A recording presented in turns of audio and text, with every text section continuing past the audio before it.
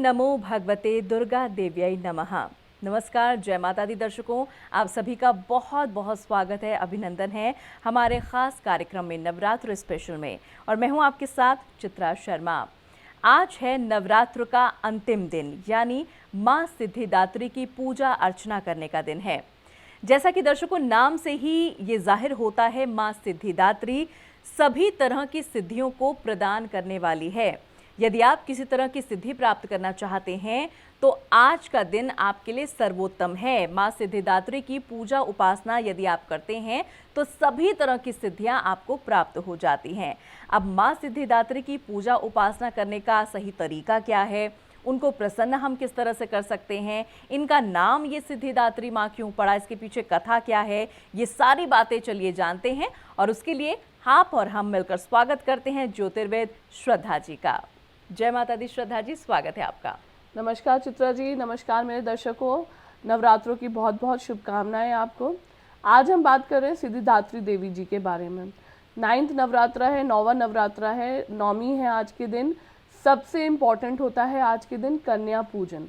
अभी हमने पिछले एपिसोड्स में भी बात करी थी, कन्या भोग, कन्या भोजन। सबसे इम्पॉर्टेंट कन्या भोजन, 2 से 10 वर्ष की आयु को कन्या कहा जाता है हमारे शास्त्रों में, और इन्हीं को भोग लगाने से नवरात्रों का पूरा लाभ हमें मिलता है। सबसे पहले 2 वर्ष की कन्या को हम कुमारी मानते हैं। 3 वर्ष की जो कन्या है, आप इसे डेफिनेटली लिख लीजिए, नोट डाउन कर लीजिए, और जब आप आज के दिन कन्या भोजन करेंगे तब आपके लिए ये बहुत लाभदायक रहेगा और आपके काम आएगा। 2 वर्ष की जो कन्याएं हम अपने घर बुलाते हैं, जो अगर आप 2 साल की कन्याओं को बुलाया है तो वो कुमारी का रूप लेके आप हमारे घर आती हैं। 3 वर्ष की जो कन्याएं हम बुलाते हैं वो त्रिमूर्ति का रूप लेके हमारे घर आती हैं। चित्रा जी ने पिछले एपिसोड में भी मुझसे पूछा था कन्या भोजन के बारे में, तो मैंने सोचा आज आपको डिटेल में इस बारे में बताऊं। 3 वर्ष की जो कन्या होती हैं वो त्रिमूर्ति का रूप लेके आती हैं। 4 वर्ष में जो कन्याएं हमारे घर आती हैं वो कल्याणी के रूप से आती हैं। 5 वर्ष में जो कन्या हमारे घर आती है, जिनकी आयु 5 वर्ष की है, वो रोहिणी के रूप में हमारे घर आती हैं।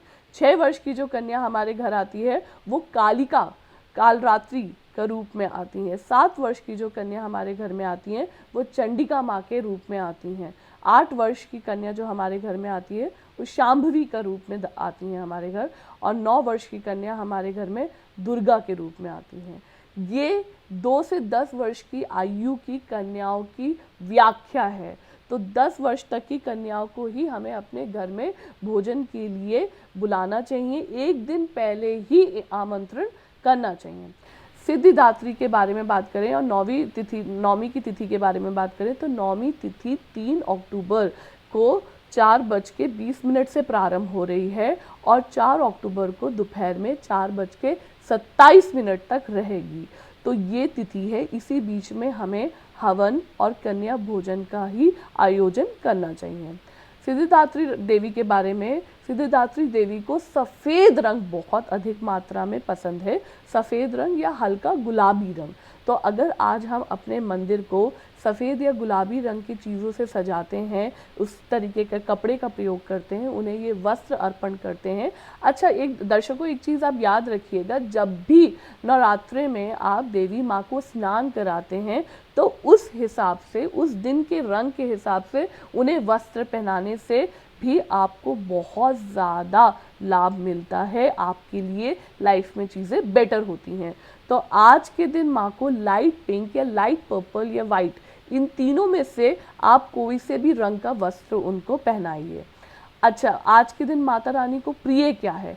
आज के दिन माता रानी को मीठा हलवा, पूरन पोली, नारियल लड्डू, इस प्रकार का लड्डू, नारियल का लड्डू, इस प्रकार की चीज़ें आज के दिन माता रानी को भोग लगाना, उनको भोग लगाने से हमें असीम कृपा मिलती है। ये सारी चीज़ें माता रानी को अति प्रिय हैं। स्पेशली आज के दिन नारियल माता रानी को ज़रूर चढ़ाया जाता है, ज़रूर चढ़ाना भी चाहिए।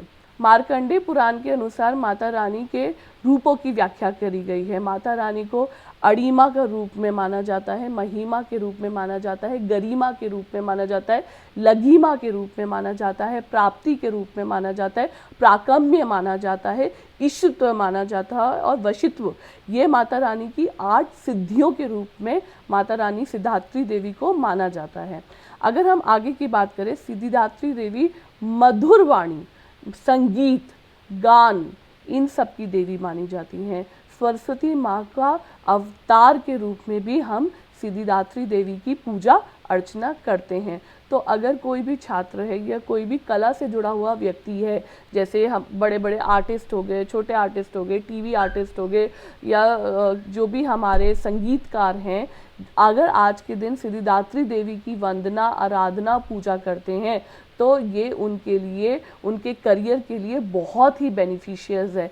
जितने भी आर्टिस्ट हैं, अगर आज के दिन आप अपना जो भी इंस्ट्रूमेंट है आपका, या जो भी आपका जो भी इंस्ट्रूमेंट है, फॉर एग्जांपल एक कैमरा पर्सन के लिए कैमरा एक उनका इंस्ट्रूमेंट हुआ, आप अगर आज सिद्धिदात्री देवी के सामने वो चीज़ अर्पण करके फिर आप अपने कर्म क्षेत्र में यूज़ करें तो वो आपके लिए बहुत ही ज़्यादा लाभदायक रहता है और आपको लाभ भी मिलता है। सिद्धिदात्री देवी महाज्ञान का प्रतीक मानी जाती हैं।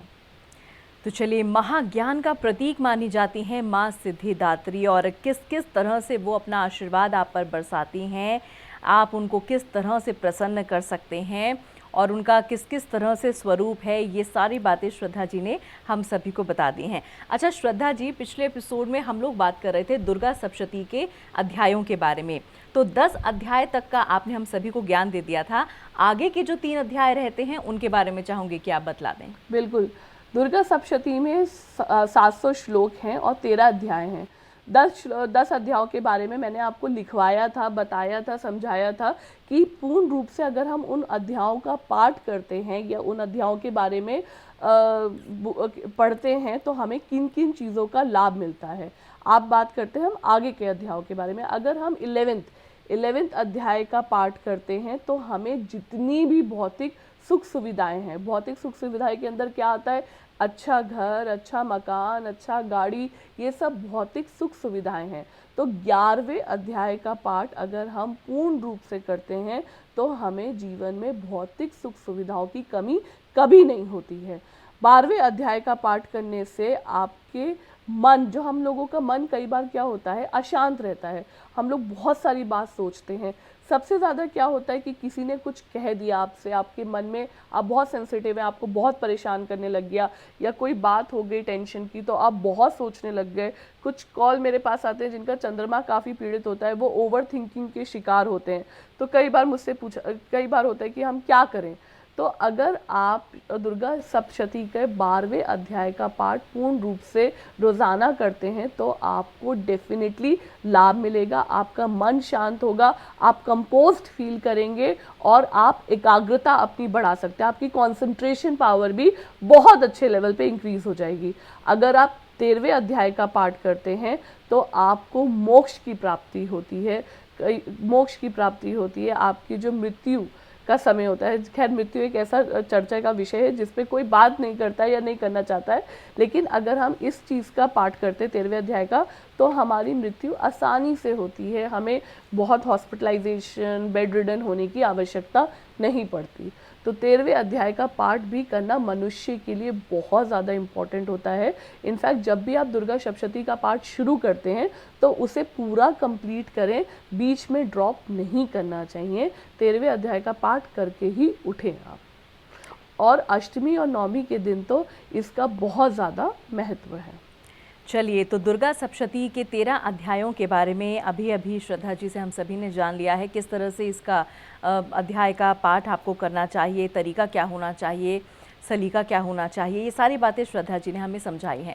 देखिए दर्शकों, ये वो बातें हैं जो हम रोज़मर्रा के जीवन में अपनाते हैं, लेकिन कई बार क्या होता है कि इन चीज़ों को अपनाने का सही तरीका हमें नहीं पता होता है, सही क्रम हमें नहीं पता होता है, और वही क्रम, वही सही तरीका, सही सलीका श्रद्धा जी हम सभी को बता रहे हैं। हम सभी जानते हैं कि नवरात्र के पावन दिन चल रहे हैं और ऐसे में हमें दुर्गा माँ की आराधना करनी है, उनकी पूजा करनी है, उपासना करनी है, लेकिन तरीका क्या हो? अब आप हाथ जोड़ करके बैठे हैं, आंखें बंद करके बैठे हैं, लेकिन मन में श्रद्धा भाव नहीं है, तो उससे कोई फायदा नहीं होने वाला है। जब भी आप माँ की आराधना करते हैं, उनको प्रसन्न करने की कोशिश करते हैं, तो सबसे पहली चीज़ जो होनी चाहिए वो ये कि आपके मन में श्रद्धा भाव होना चाहिए, समर्पण होना चाहिए माता रानी के प्रति, ईश्वर के प्रति। तभी आपके मनोरथ पूर्ण होते हैं, आपकी चिंताएं दूर होती हैं, आपके कष्ट दूर होते हैं और खुशियों का जो जुड़ाव है वो स्वतः ही आपके जीवन के साथ जुड़ता हुआ चला जाता है।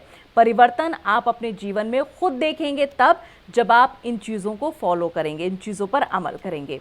आज के दिन श्रद्धा जी और क्या कुछ तरीके हम अपना सकते हैं या क्या कुछ खास उपाय, अचूक उपाय करके हम माता रानी को प्रसन्न कर सकते हैं? बिल्कुल चित्रा जी, देखिए सबसे इम्पॉर्टेंट हमने पूरे 9 दिन ये ज़रूर चर्चा करी कि माता रानी को क्या पसंद है, कौन सा रंग पसंद है, क्या हमें चढ़ाना चाहिए।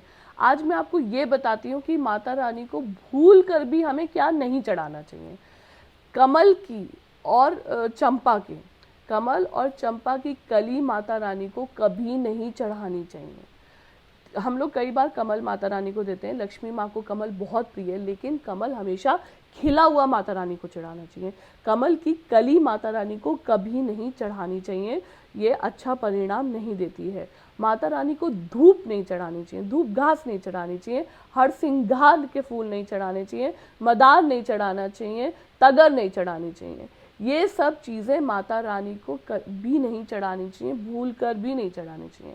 आप इसे प्लीज़ लिख लीजिए, धूप घास नहीं चढ़ानी चाहिए, मदार नहीं चढ़ाना चाहिए, हर सिंगार, तगर, इस तरीके की चीज़ें कभी नहीं चढ़ानी चाहिए। और चंपा और कमल के क्या कहते हैं, कलियां कभी नहीं चढ़ानी चाहिए। हाँ, डेफिनेटली ये सब चीज़ें नहीं चढ़ानी चाहिए, तभी चीज़ें बेहतर होंगी। और आज के दिन माता रानी को हलवा ज़रूर चढ़ाना चाहिए, तो हमें कोशिश करनी चाहिए। और वैसे भी नवरात्रि में, नवमी में, कन्या पूजन में हम लोग सभी हलवा बनाते ही हैं। आज के दिन माता रानी को हलवा डेफिनेटली चढ़ाइए, तो ज़रूर फ़ायदा होगा। कई बार मुझसे ये भी ऐसी भी कॉल्स आती हैं कि हमको ना भय है, तो हमने कालरात्रि जी में भी डिस्कस किया था कि कालरात्रि माँ में कि भय कैसे निवारण हो सकता है। लेकिन मैं फिर आपको बताती हूँ, अगर कोई उपाय उस दिन करना भूल गया है तो आज के दिन अगर आप तिल, शहद मिलाकर किसी भी ब्राह्मण को देते हैं, दान देते हैं, दान करते हैं, या कुछ भी तिल और शहद से रिलेटेड आप करते हैं, तो आपको अगर मृत्यु का भय है, कई बार मेरे पास ऐसे भी क्लाइंट्स आते हैं, ऐसी भी कॉल्स आती हैं कि हमें ना मृत्यु का भय बहुत लगता है, हमें लगता है कि कुछ हो ना जाए, कुछ ऐसा ना हो जाए, कुछ अनिष्ट ना हो जाए, कुछ बुरा नहीं हो जाए, तो हम क्या करेंगे। तो अगर आपके मन में इस प्रकार का भय है तो आप तिल और शहद मिलाकर किसी गरीब ब्राह्मण या ब्राह्मण को दीजिए। डेफिनेटली आप देखिएगा कि आपको जो अनिष्ट का भय हमेशा मन में रहता है वो खत्म हो जाएगा और चीज़ें आपके लिए बेहतर हो जाएंगी। चलिए, तो चीज़ें आपके लिए कैसे बेहतर हो जाएंगी और भय मुक्त आप कैसे हो जाएंगे, ये सारी बातें भी श्रद्धा जी ने हमें बहुत अच्छे से समझा दी हैं। अच्छा श्रद्धा जी, नवरात्र के दिनों में ख़ास तौर पर व्यापार में तरक्की हो या नौकरी में प्रमोशन हो जाए, या जो लोग नौकरी पाने के लिए मशक्क़त कर रहे हैं, मेहनत कर रहे हैं, प्रयास कर रहे हैं सालों साल से, उन लोगों को इन दिनों में नौकरी प्राप्त की सूचना मिल जाए, खुशखबरी मिल जाए, तो इन सब चीज़ों की वृद्धि के लिए हमें क्या करना चाहिए, क्या अचूक उपाय है? जो हमने घट स्थापना करी थी चित्रा जी नवरात्रि के पहले दिन, अगर आज के दिन वो जो घट स्थापना में हमने गंगा जल भरा था, वो गंगा जल अगर हम अपने कार्य क्षेत्र में या घर में या कहीं भी आम के पत्तों के माध्यम से छिड़कें तो वो आपका जगह पवित्र हो जाता है। इनफैक्ट वो एक गुडविल और प्रॉस्पेरिटी को अट्रैक्ट करता है अपने प्रति।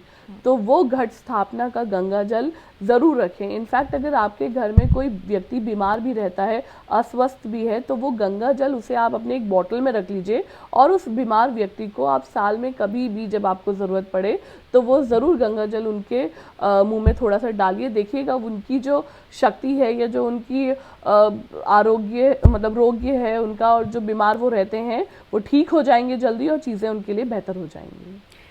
चलिए, तो कैसे चीज़ें आपके लिए बेहतर हो जाएंगी, नौकरी में प्रमोशन कैसे मिलेगा, आप अपना अपना बिजनेस सेटअप करना चाहते हैं, स्टार्टअप करना चाहते हैं, तो वो कैसे हो सकता है, यहाँ पर भी अचूक उपाय इस चीज़ को लेकर श्रद्धा जी ने हमें बता दिया है। अब वक्त इशारा कर रहा है, कार्यक्रम को विराम दे रहे हैं और चलते चलते एक बार फिर से आप सभी को आज के दिन की बहुत बहुत शुभकामनाएं श्रद्धा जी हम देना चाहेंगे, क्योंकि आज अंतिम नवरात्र है, 9वां नवरात्र है, नवमी है, तो आज का दिन भी आपके लिए खूब तरक्की लेकर आए। माता रानी का आशीर्वाद आप सभी पर यूं ही बरसता रहे। श्रद्धा जी, आपने भी अपना कीमती समय हमें दिया और 9 के 9 दिन आपने बहुत अच्छी बातें हम सभी को बताई हैं। निश्चित तौर पर जो भी दर्शक इन बातों पर अमल करेंगे, जीवन उनका जरूर परिवर्तित होगा। आप हमारे साथ जुड़े, आपका बहुत बहुत धन्यवाद। जय माता दी। जय माता दी। जय माता दी दर्शकों।